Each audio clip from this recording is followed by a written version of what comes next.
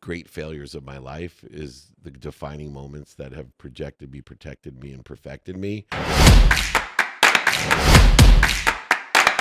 Welcome back to Office Hours. I'm David Meltzer here at the Wynn in amazing Las Vegas, Sirius XM studios. And I have one of my best friends in the world on. And we have a show together called Executive Football Talk. And there's probably no greater football executive that I know, and I know most of them, than Mike Tannenbaum. And he's blessed now as former GM and executive vice president of the Miami Dolphins to be the NFL insider on ESPN, and we get to see him almost every day, and is a blessing for me. Mike Tannenbaum, welcome to Office Hours.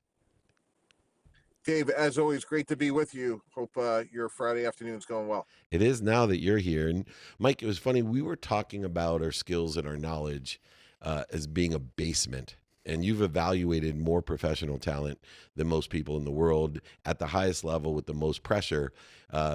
In professional sports, it's either the head coach or the general manager that gets fired and blamed for the owner never gets blamed. If you know Jerry Jones, you'll see why.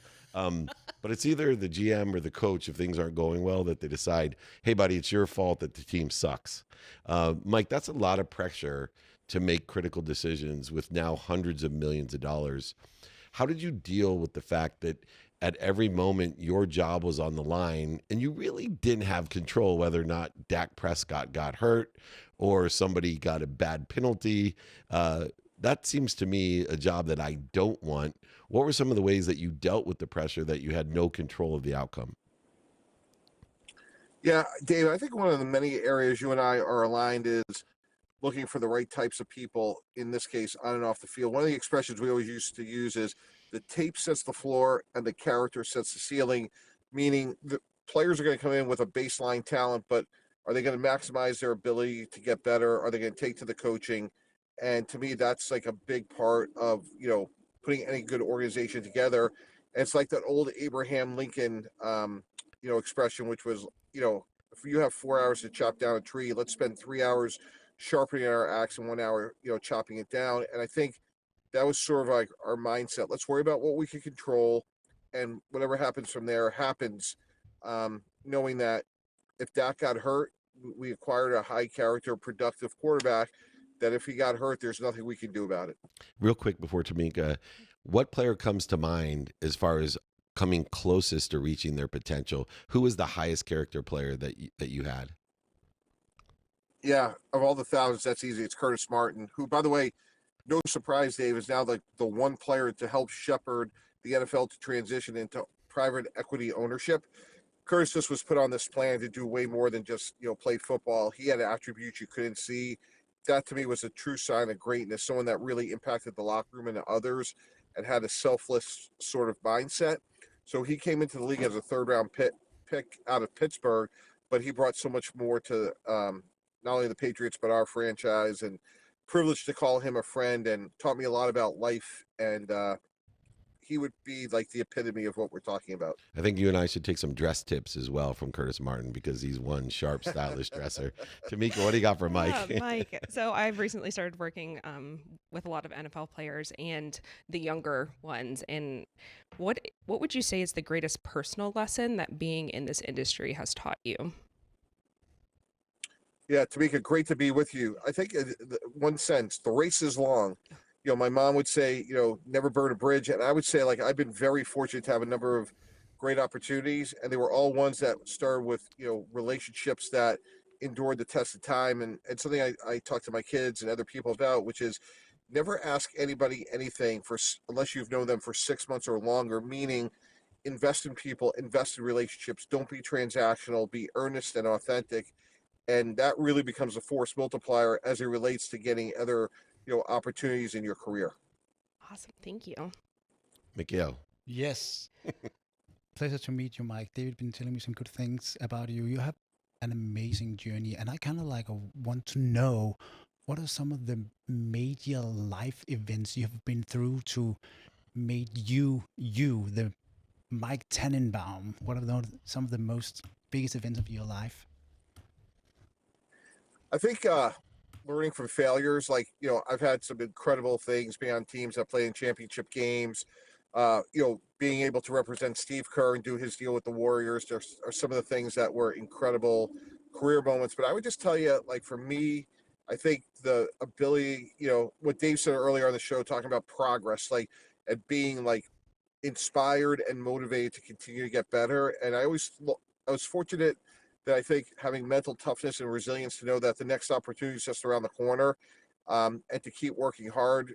And I think certain people have the ability to be motivated by failures and others don't. And I think that long term is a meaningful separator.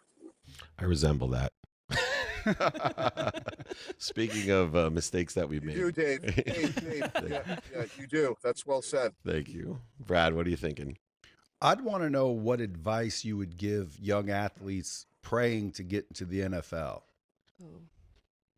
What kind of mindset, Yeah. what kind of habits would they need to develop? And to just give you an example, like in high school, I ran a 4.40, played football, didn't have great parenting, didn't have great coaching, quit. They let me quit like a little punk that I was. But what, if anything, you could have told me to keep me going, realizing that I wanted to be in the NFL?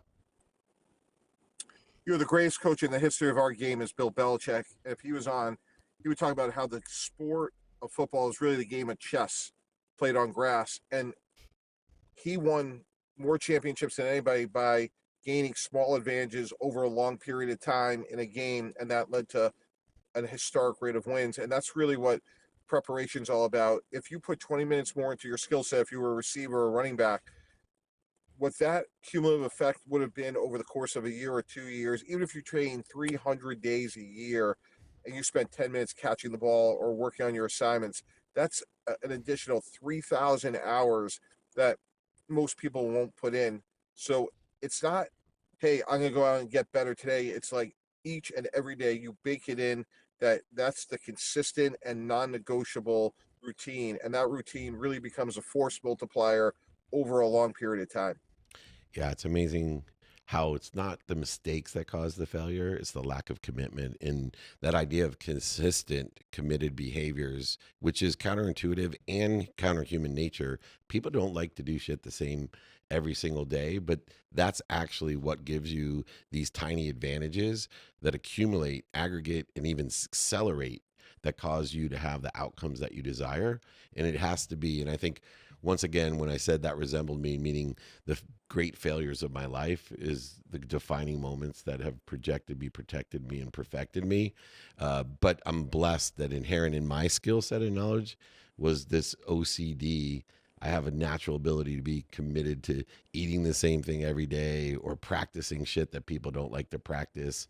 And it truly became a blessing in my life. And I see that in great athletes as well and great entrepreneurs. They don't have a lack of commitment. And that's why they have many failures and many mistakes, setbacks, but they don't fail because they have a commitment like none other. That's what Mike Tannenbaum not only has himself, but he's been able to bring out the best from the front office to the players, coaches, organizations like ESPN that he's worked with for so many years. And I'm honored not only to have him on Office Hours so often, but more importantly, as one of my friends. Check out Executive Football Talk. I know that's a great show with Mike Tannenbaum and David Meltzer, two green waivers that do their best to enlighten and have some fun in sports. Mike, please come back and join us again. We appreciate your time. Thanks so much. I appreciate the content you guys create. You inspire others, and you're all selfless leaders, and really appreciate you guys having me on today. Thank you. Thank you. The incredible Mike Tannenbaum here with David Meltzer on Office Hours.